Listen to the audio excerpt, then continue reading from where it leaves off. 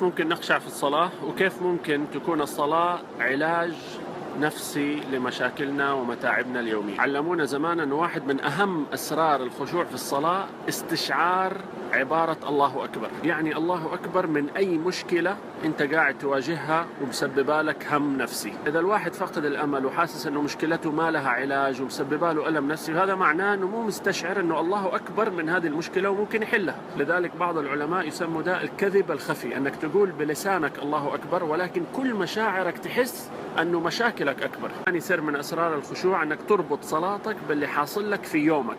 بعض الناس يقولوا أنه لما تصلي أفصل عن الدنيا، أنا أقول العكس. علشان صلاتك يكون لها معنى ويكون لها حياة لازم تربطها باللي حاصل لك اليوم. فإذا قلت الحمد لله رب العالمين فتحمد الله على نعمة أنت فيها الآن، وإذا قلت إياك نعبد وإياك نستعين فأنت قاعد تستعين بمشكلة أنت قاعد تعاني منها الآن. إذا قلت اهدنا الصراط المستقيم فأنت قاعد تسأل ربك الهداية في أمر مشتتك في لحظة الصلاة.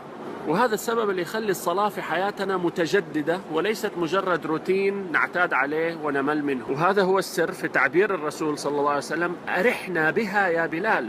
يعني كانت الصلاة راحة للرسول صلى الله عليه وسلم من ألمه اليومي. كل واحد مننا عندنا شيء يلجأ إليه لما تحصل له مشكلة. بعض الناس يلجأوا إلى السجاير، بعض الناس إلى الشوبينج، بعض الناس إلى مشاهدة الأفلام. الهدف النهائي أنه الواحد صلاته تصبح هي ملجأه في وقت الأزمات، وبالتالي لما تحصل له أزمة يلجأ إلى الصلاة.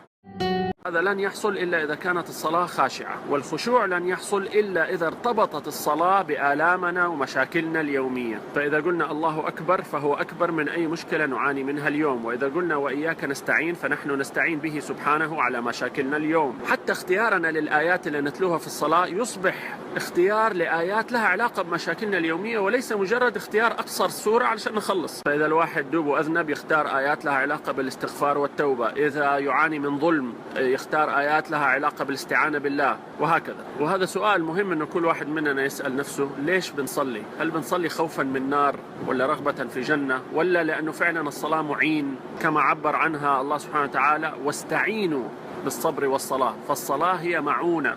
هل نستشعر هذا ولا هي مجرد روتين؟ فالإله الذي أحيا مكة بعد أن كانت صحراء ميتة وجعل بلايين الناس عبر آلاف السنين تأتي لهذا المكان قادر أنه يحل مشكلة أي إنسان، وأنه يخرج أي إنسان من الهم ومن ألم المعاناة.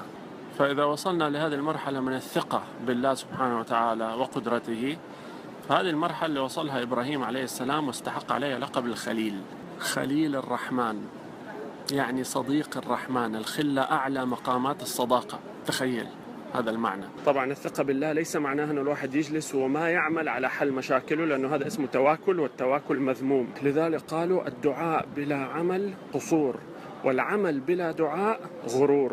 بعد آخر في عبارة الله أكبر أن الله سبحانه وتعالى أكبر من أي ذنب، وهذه رسالة لكل الناس اللي يحاولوا يقنطوا الشباب من رحمة الله. يعني إيش أكبر ذنب أو أكبر فحش ممكن يسويه إنسان؟ لو استغفر رحمة الله أكبر من هذا الذنب. وهذا بالمناسبة من أكبر مداخل الشيطان، أنه يحسسك أنه ما في أمل، أنه أنت خلاص حالة ميؤوس منها. والله رد على هذا المدخل الشيطاني بالآية: قل يا عبادي الذين أسرفوا على أنفسهم لا تقنطوا من رحمة الله.